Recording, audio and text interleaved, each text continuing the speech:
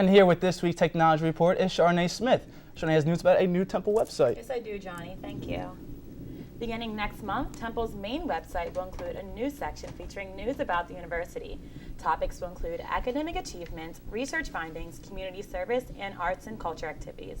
The site is just one of several new internal communication developments at Temple over the past year. The new primary news source can be found at news.temple.edu.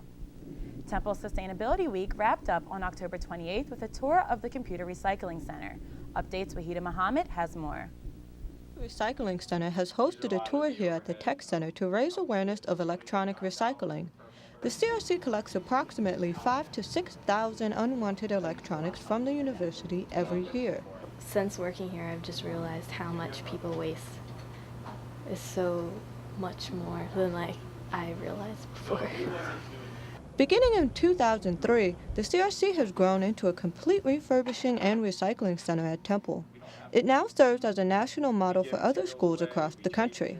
Wasting electronics has been happening for a very long time. People just store things or throw things away. It's either they don't know any better or they don't care. More than just computer parts are being recycled. The CRC also collects other electronics such as cell phones, tapes, and hard drives. Then, the crew assesses whether these items are salvageable. If so, the parts are replaced, upgraded, or erased. And basically, then once we're done with them, they just have to get cleaned and they're ready to go out the door.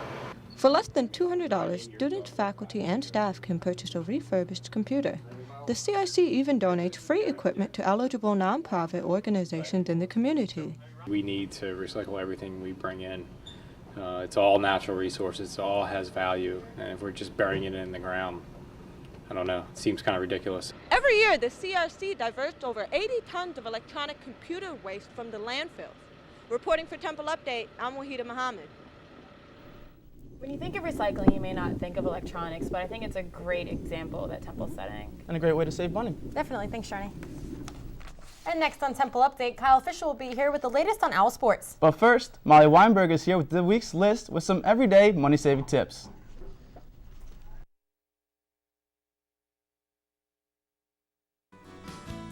If you're like most college students, you're halfway through the semester with an empty wallet.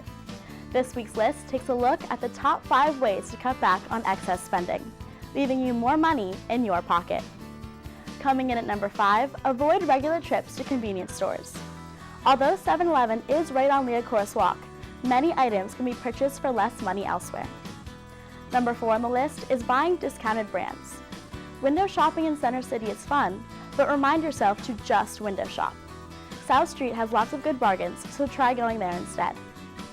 At number 3, pay with cash. It's very easy to keep swiping the plastic and just assume money will be in your account.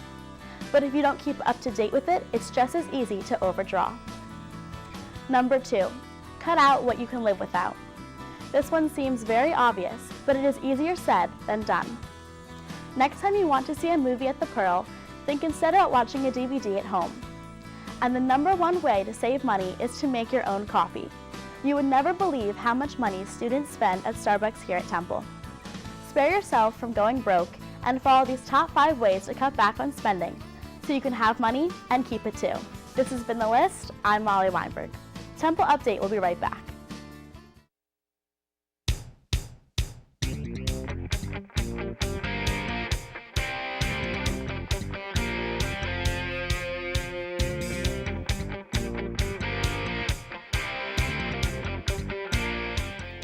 Hello and welcome to the Sports Desk. The football team went on the road to take on the Ohio Bobcats last night. Quarterback Chris Coyer took full advantage of his opportunity after replacing starter Chester Stewart a few drives into the first quarter. He went 8 for 14 in the game with 3 touchdowns and also ran for 184 yards. With 4 lead changes in the game, it was a close one throughout. Temple would take the lead with under 5 minutes left, but it would not be enough as Ohio quarterback Tyler Tettleton would connect with Dante Foster and take the lead back with under 2 minutes. The score would stay the same, your final 35-31 Ohio. Unfortunately for Owls fans, Bernard was also shaken up late in the fourth quarter and appeared to be pretty bad, so hopefully he is okay. And on Friday, the field hockey team crossed sticks with the Liberty Flames during their annual Play for the Cure game. The Owls showed up big time for this one. After being knotted at nothing at the half, Temple picked up their pace with Bridget Settle scoring her 17th and 18th goals of the season. Tori Cox delivered a third goal, and the Owls completed the shutout. They lost their other game of the weekend, but were still able to capture an A-10 berth for the tournament. They'll face off against UMass in the first round this coming weekend.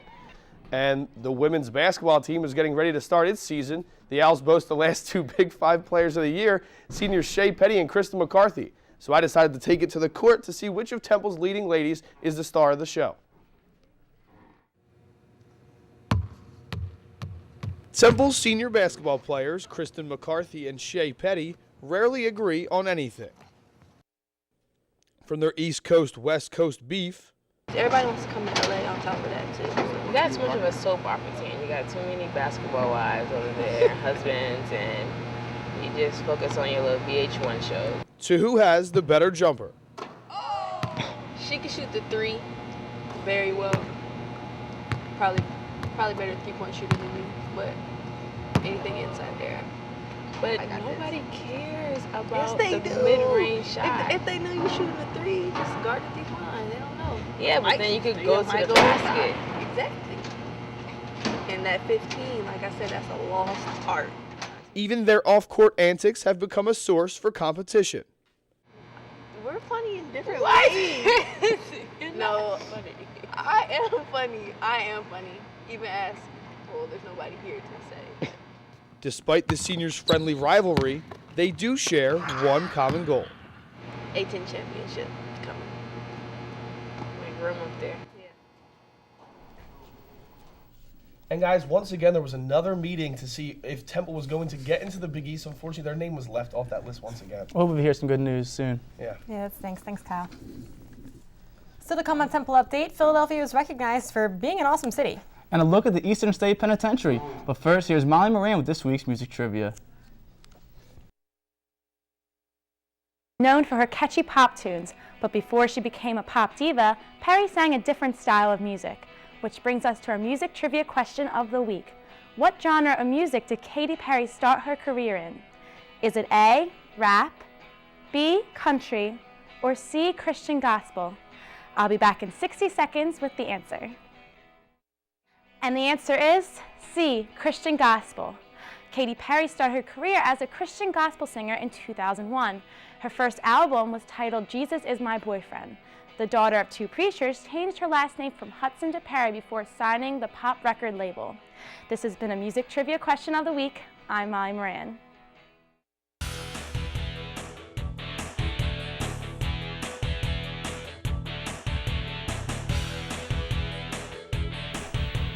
Antoine Hall is here for the Entertainment Report with exciting news about the city of brotherly love. Yes, Megan, this is definitely a great time to call yourself a Philadelphian. If you were looking for a culturally diverse urban experience, Philadelphia is the place to be. According to Travel and Leisure magazine, the city was rated #1 in the nation for culture.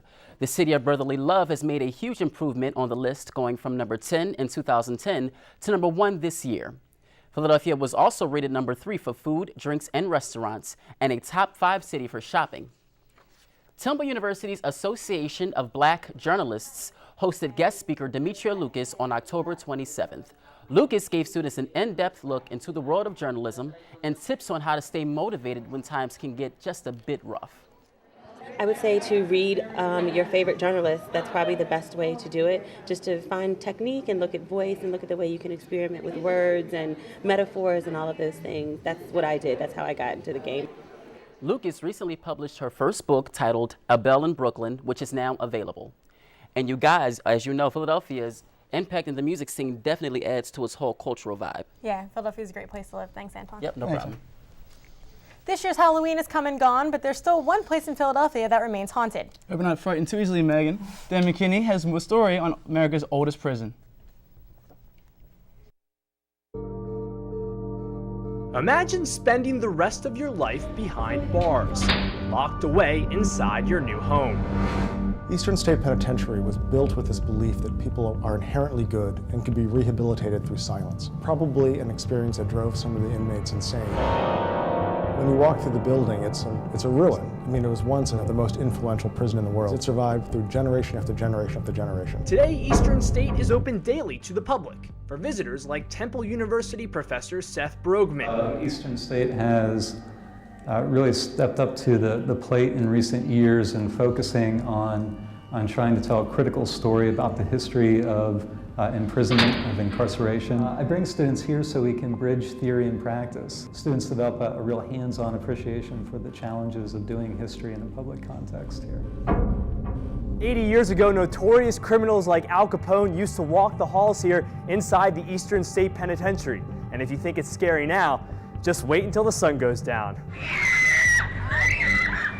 Haunted house industry, there's this phrase, high startle, low gore, where there's almost no storyline at all. Terror Behind the Walls has received criticism in the past about possibly trivializing its history through the use of a haunted house. There really isn't a model that we can think of where we could have the one without the other. That guy just scared the crap out of me, oh my god. The haunted house accounts for 65% of the building's revenue. Bought this stool. Now in its 20th year, Terror Behind the Walls continues to be one of the most popular Halloween attractions in Philadelphia. Reporting for Temple Update, I'm Dan McKinney. A Philadelphia lawyer is building a fan base because of his name. Justin Matt Bieber, a personal injury lawyer, has advertisements in the subway that have got him confused with Justin Drew Bieber, the popular teenage singer. The lawyer didn't even know about the singer until 3 years ago and thought nothing of it until Facebook canceled his account under suspicion he was using a fake name. And after 72 days of being married, Kim Kardashian is filing for divorce. Kardashian married basketball player Kris Humphries in a $20 million TV broadcast wedding this past August. She's citing irreconcilable differences as her reason for the split. The breakup has gone viral with Twitter hashtags such as things longer than Kim Kardashian's marriage. And Meg, I think this show might have been longer than Kim Kardashian's marriage. Yeah, I think so too. Well, that's it for this edition of Temple Update. Be sure to follow us on Twitter and Facebook by searching Temple Update. And you can also always watch us on Comcast Channel 50 and Verizon Fios Channel 45. For Johnny Mehler and the rest of the Update team, I'm Megan McNerney. Thanks for watching. We'll see you next time.